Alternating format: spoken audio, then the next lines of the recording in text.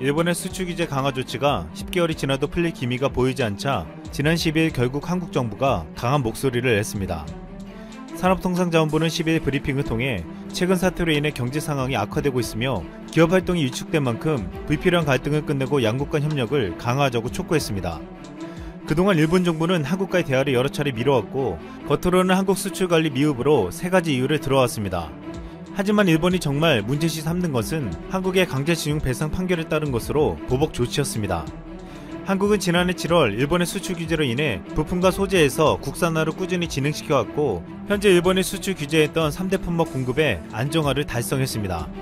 한국에 큰소리치던 일본은 지금 감염병 대처를 제대로 하지 못한 채 점점 심각한 상황으로 치닫고 있습니다. 이달 초 6일까지 긴급사태를 선포했던 일본은 확진자 수가 줄지 않자 이달 31일까지 연장했습니다. 이 긴급사태가 일본 경제에 미치는 영향은 역대급으로 보이고 있습니다. 산케이신문에 따르면 감염병 피해가 본격화된 올해 2분기 일본의 경제 성장률은 1945년 태평양 전쟁 종전 이래 최악의 역성장을 기록하게 될 것이라고 전망했습니다.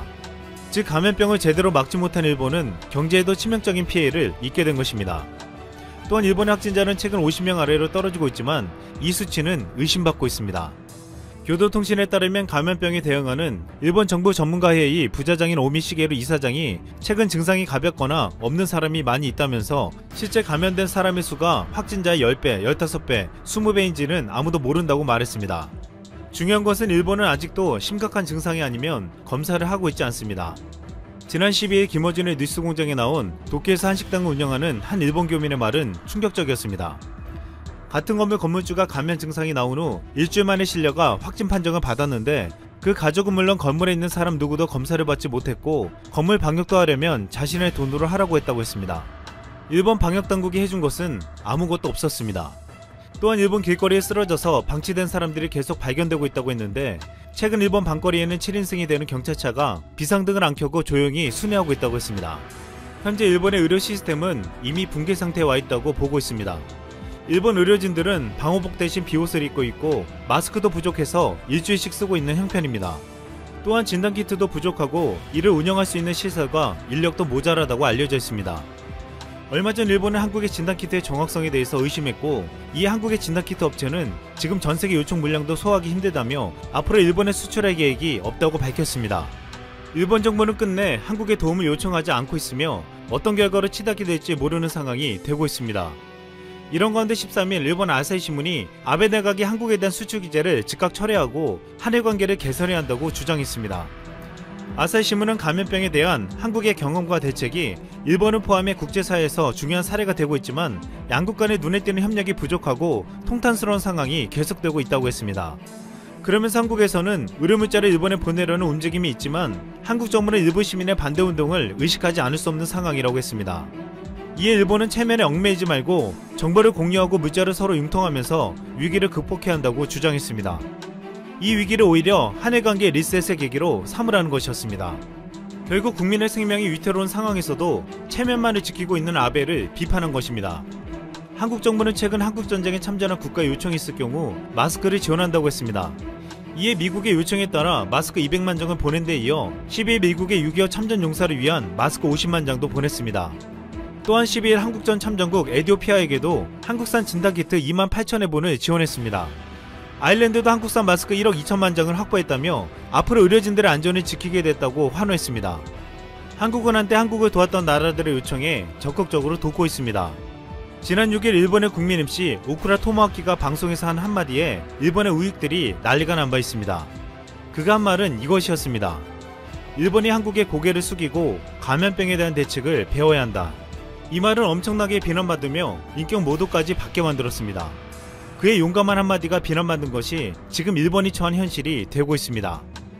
3월 9일 한국과의 하늘길을 막기 시작한 일본이 4월에 이어 5월에도 한국발 입국자를 제한하겠다 밝혔습니다. 최근 아베 총리가 이번 사태와 관련한 대책본부회의를 열어 한국에서 일본으로 오는 입국자들에 대한 비자 효력 정지와 함께 90일 무비자를 중단했고 입국 거부 조치까지 함께 시행하겠다 밝혔습니다. 한국이 세계 최고의 방역 모범국이라 불리며 K-방역 열풍을 일으키고 있음에도 일본이 이러한 조치를 한 것은 한국이 일본의 뜻대로 움직여주지 않자 일본 정부가 할 수 있는 최후의 발버둥을 보여주는 것이라 해석되고 있습니다. 한국 외교부는 일본이 아니라 주일 한국 대사관을 통해 일본에 있는 교민단체들과 면담을 하고 제1동포들의 인도적 차원에서의 지원을 할 수도 있다며 가능성만 열어둔 것이라 못 박으며 일본에 대한 방역 물품 지원 가능성에 대해 시원하게 선을 그었고, 마스크뿐만 아니라 세계 시장을 완전히 장악한 한국의 진단키트와 방호복도 한국에 이미 도움을 요청한 세계 121개국에 우선적으로 수출되고 나면 일본에까지 물량이 지원될 가능성을 0.00001%, 한국으로부터 도움을 받지 못하게 되자 일본이 보인 반응은 충격적이었습니다. 일본의 고고통신은 중국에 이어 한국산 진단키트에서 결함이 속출되었다라며 70에서 80%의 불량률이 발각되었다, 전 세계에 수출되고 있는 한국산 진단키트에서 다수의 불량이 확인되었다 라고 보도하였고, 이 기사가 일본에서 빠른 속도로 확산하자 일본 네티즌들은 한국에서 감염자가 음성에서 양성으로 바뀌는 이유를 이제 알겠네, 엉터리 진단키트 때문이었구나, 이런 것을 수출하다니 언제나 있는 일이지만 일본에는 보내지 마라, 쓸모없다 라는 반응들을 보였습니다. 그런데 확인 결과 일본 언론이 주장하고 있는 한국산 진단키트의 높은 불량률은 전혀 사실이 아니었습니다. 지난 10일 한국식품의약품안전처가 의료기기 제조업체인 아산제약이 만든 검체 수송 배치 중 일부 4월 1일에 제조한 품질이 불량한 것이 확인되어 영업자 자진 회수를 진행했다 밝혔는데요. 검체 수송 배치는 환자의 검체를 검사 기관으로 옮기거나 보관할 때 사용하는 것이지 진단키트와는 엄연히 다름에도 일본 언론사들이 심각한 왜곡 보도를 하고 있는 것이죠. 한국산 방호물품을 받지 못해 이렇게 마지막 떼쓰기 작전에 돌입한 일본과는 달리 한국산 진단키트를 대규모로 수입하거나 한국의 방역 시스템을 그대로 도입하는 등 한국의 도움을 받은 국가들은 놀라운 속도로 상황이 개선되고 있습니다. 한국의 진단키트 제조회사 우리들 휴브레인 등이 뉴질랜드에 20분 내로 감염 여부를 진단할 수 있는 면역 진단 방식의 진단키트를 대규모로 공급해준 덕분에 인구수 500만도 되지 않는 뉴질랜드는 모든 의심 환자들을 빠르게 검사할 수 있었습니다. 그 결과 최근 저신다 하던 뉴질랜드 총리는 우리는 전투에서 승리했다 라며 이번 사태에 대한 종식 선언까지 발표했습니다. 이에 따라 뉴질랜드는 가장 높은 경보 단계였던 4단계에서 3단계로 완화하였고 전국 봉쇄령을 해제한 데다 학교와 사업장들도 다시 문을 열게 되었습니다. 종식 선언까지 한 것은 섣부른 판단이라는 의견들도 제기되고 있지만 한 가지 분명한 것은 한국산 진단키트 덕분에 뉴질랜드가 대규모 검사를 실시할 수 있었고 빠르게 1,400여 명의 확진자들을 찾아낼 수 있었던 덕분에 추가 확산을 막을 수 있었다는 것이죠. 이보다 더 놀라운 결과를 만들어낸 곳도 있습니다. 미르지요예프 우즈베키스탄 대통령은 한국이 대통령의 놀라운 지도력과 최고의 보건 능력으로 이상적인 결과를 얻고 있다, 한국의 방역 노하우와 시스템을 100% 그대로 도입하고 싶다 밝혔고, 이에 한국에서 의료 전문가 최 교수를 파견해 주었습니다. 최 교수는 우즈베키스탄에서 한 달 동안 머물며 총리와 장관의 자문 역할을 수행했을 뿐만 아니라 일주일에 서너 번 열리는 우즈베키스탄 대국민 브리핑도 한국인 최 교수가 직접 한 것으로 전해졌습니다.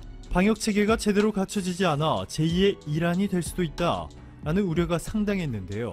한국인 전문가인 최 교수가 파견된 이후 놀랍게도 하루 확진자가 164명까지 치솟았던 우즈베키스탄은 이틀 전 하루 확진자 7명을 기록하는 등 독보적으로 눈에 띄는 성과를 보여주었습니다. 우즈베키스탄 주변 국가들의 상황을 보시면 어느덧 확진자 9만 명을 넘어선 이란을 비롯해서 10만 명을 넘어선 터키, 하루하루 확진자 수가 기하급수적으로 증가하고 있는 아프가니스탄 등 대부분의 국가들의 진단키트가 부족하여 검사를 제대로 진행하지 못하는 가운데 방역체계가 제대로 갖춰지지 않아 심각한 어려움을 겪고 있는 것을 함께 고려한다면 한국의 도움으로 우즈베키스탄은 엄청난 선방을 보이고 있는 것이죠. 이에 미르지요예프 우즈베키스탄 대통령은 우즈베키스탄의 인도적 지원과 의료 전문가 최 교수를 파견해준데 너무 감사하다 라며 한국에 파견해준 최 교수 덕분에 우즈베키스탄이 이번 위기를 극복하는 데 너무나도 큰 힘이 되고 있다며 극찬을 아끼지 않았습니다. 반면 한국의 도움을 포기한 듯한 움직임을 보이고 있는 일본의 상황은 우리가 예상했던 것보다 훨씬 더 심각한 수준으로 치닫고 있습니다. 홍콩 사우스차이나 모닝포스트는 경제학자들의 분석을 인용해 이번 사태로 모든 국가가 타격을 받고 있지만 아시아에서 일본과 싱가포르가 가장 큰 어려움을 겪을 것이라 전했고, 일본 엔행 생명보험이 최근 일본 전국의 중소기업 경영자들을 대상으로 한 조사에서는 전체의 무려 60%가 이번 사태가 6월을 넘기면 회사가 경영난에 빠질 것이라 답한 것으로 알려져 충격을 주었습니다. 자, 그런데 더 놀라운 것은 아직 일본의 상황이 정점을 찍지도 않았다는 것이죠. 니시우라 히로시 홋카이도대 교수는 이런 말을 남겼습니다.